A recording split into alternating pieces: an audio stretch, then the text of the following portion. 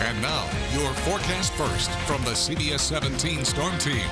Now just 3 days until September begins, but boy, did it feel like July again today. Good evening, I'm Wes Hohenstein. Thanks for watching CBS 17. So for tonight, temperature and heat index still going to be a big deal for the next couple of hours. We might drop to 89 by 7, but that's still going to feel like 96. Heat index values stay in the 90s through 9 o'clock, and there's just a few specks of green on the radar, but those rain chances have flipped around a little as we head toward the holiday weekend. I'll update you on that a little later. Now, local news that matters. This is CBS 17 News. Punched and popped with a new problem. Why one UNC student faces a warrant after a Silent Sam protest. I love it. I love it. I love it. I'm just been so wanting this so much. CBS 17 getting answers and results from a local business owner. A lot of people claim their job makes them sick, but one group says it has proof they were poisoned. But first at 5, a major traffic impact is happening right now. This is video from Sky I-17 over I-40 in Johnston County. This is at exit 319. Take a look at the traffic that's backed up for miles following a deadly crash. Our live traffic maps there. CBS 17's Robert Richardson live in Johnston County. And Robert, you've been there all afternoon. How did this happen and what kind of timeline are we looking at before that stretch of road reopens?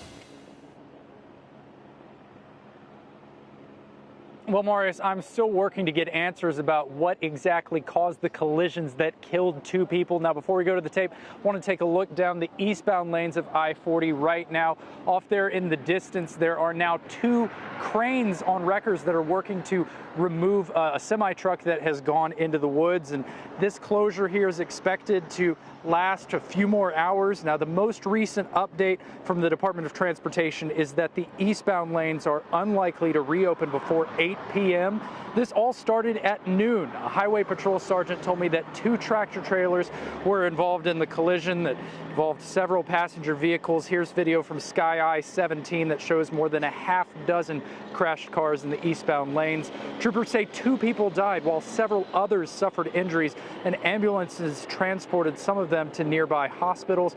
Responders work to reopen the westbound lanes as quickly as possible. Currently, 1 lane is open heading west, still a long delay on that side, and many of the drivers backed up on both sides were rerouted to turn around at spaces near the overpasses along the highway. The eastbound lanes remain an issue as this is not just a crash site, but also the scene of a death investigation for 2 victims. Now, I'm remaining in contact with a spokesperson for Highway Patrol who is out of the area. He tells me that he's in communication with some of the troopers here on scene trying to get the latest update. We will keep you posted on air and online. We have a list of detours at CBS17.com and on the CBS 17 app. While we know this is affecting many drivers, again, a much worse day for 2 deceased victims, some others hurt, and their families. Reporting live in Johnston County, Robert Richardson, CBS 17 News. Robert, thank you so much for the update. Here is another look at our real-time traffic map. If you usually take I-40 in Johnston County, here are some possible detours. Eastbound traffic, take exit 309 to 70 East and I-95 South. Then take I-95 South to exit 81B to re-access I-40 East. Westbound drivers take east exit 328B, continue to I-95 north to exit 97, continue on US 70 west to re-access I-40 west. I know that is a lot of information to take in. You can find the detours as well as the real-time traffic maps on CBS17.com and on our free CBS 17 mobile news app. You go to work every day, but what if your job made you sick? We're not talking about the average cold, but people being poisoned. CBS 17's Derek Lewis is digging deeper tonight to find out how and where it happened. City of Durham employees are demanding changes after several of them say work conditions made them sick. The UE Local 150 Workers Union tells me 10 employees responded to a water main break last June on Angier Avenue. The workers tried repairing the leak for at least 8 hours, not knowing the soil and water was contaminated with arsenic and lead. After their shift, I'm told the workers began to feel sick. The union says a month later, blood, urine, and hair samples showed high levels of arsenic and lead contamination. The union tells me the workers were poisoned. The union is demanding 4 management employees be terminated for negligence. Impacted employees be compensated with money for all current and future health effects, and all employees who work in hazardous environments be tested every year on the city's dime. The city of Durham declined my request for an on-camera interview. The union set today as their deadline to meet their demands.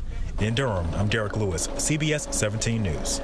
Thank you so much, Derek. The city of Durham just provided this statement to us, saying in part, the safety of city employees while working any place in the community and their care if incidents occur are always our top priorities. As of today, the employees involved are working full duty.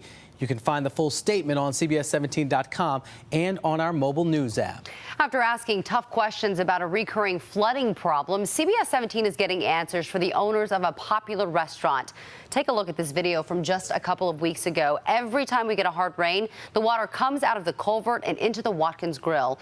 So who exactly is responsible for keeping that culvert clear? CBS 17's Lauren Haviland joins us live with the answers and the results. Lauren.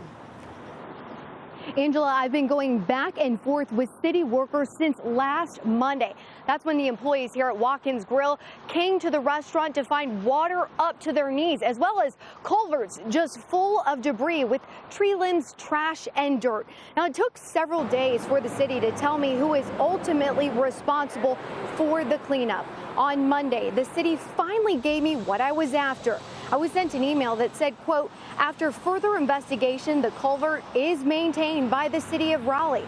It took another day and more emails to find out when crews would be sent out to clean up the mess. That work started today, and I got it on camera.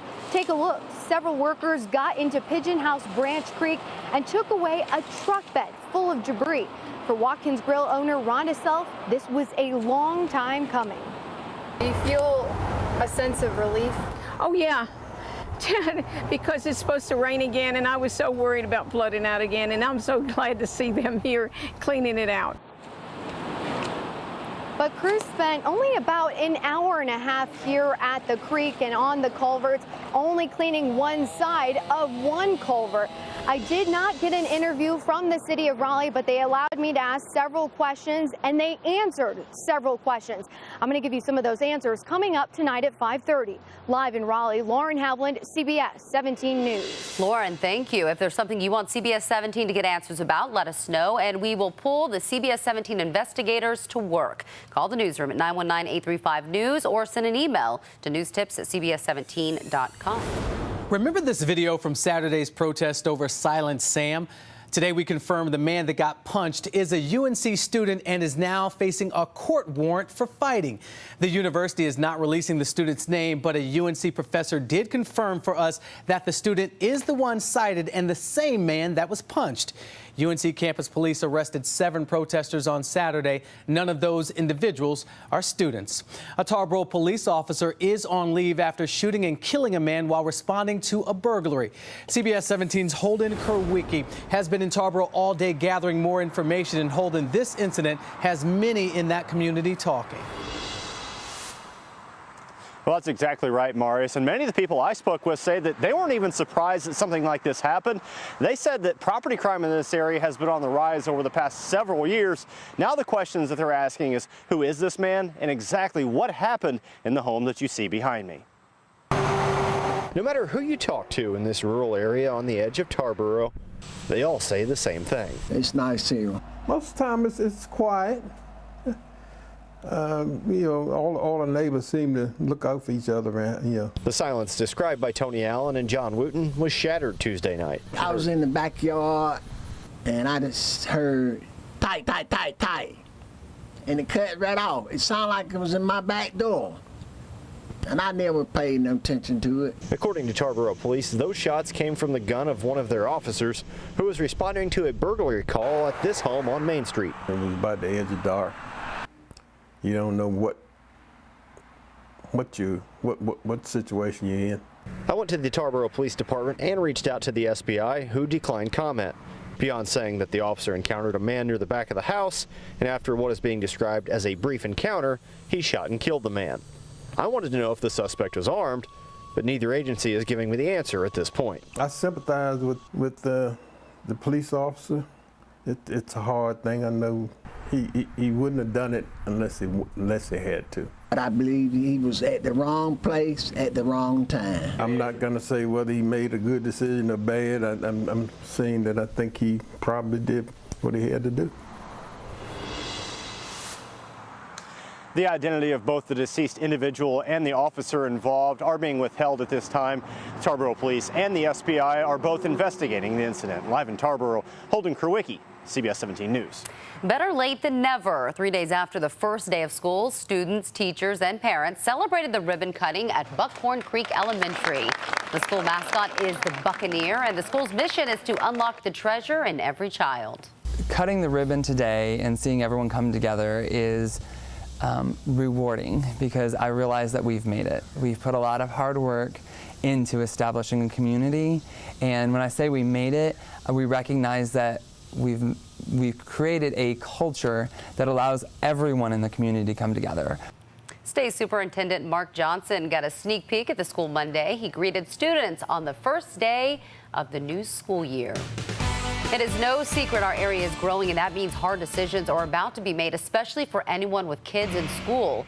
To that end, parents are getting ready to tell the school system what they think about the latest reassignment plan. This first draft impacts 41 schools in the county, including 21 elementary schools. Tonight's meeting is at Adams Elementary in Cary, beginning at 6:30. President Trump will visit North Carolina on Friday. He'll be in Charlotte for a couple of fundraisers, and just announced today the president will have one public event at Central Piedmont Community College and sign an executive order concerning retirement security.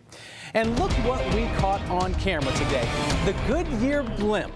This is one of the 3 blimps owned by the company. This is Wingfoot 1. And since Monday, people working at Goodyear's plant in Fayetteville have been getting rides on the famous blimp. That would be so cool.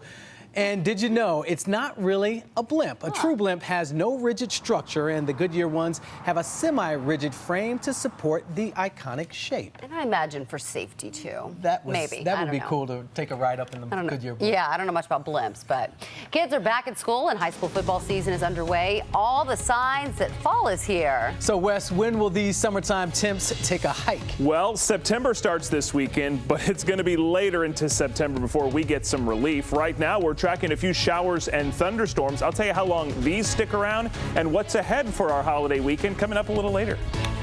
And here is another live look at I-40 in Johnston County. In just the last 5 minutes, we found out the cause of the deadly crash. NCDOT says the driver of a flatbed utility truck failed to stop in time and hit stopped traffic in front of him, causing a chain reaction of crashes. When we come back, we'll have the detours you need to know about before you head out the door.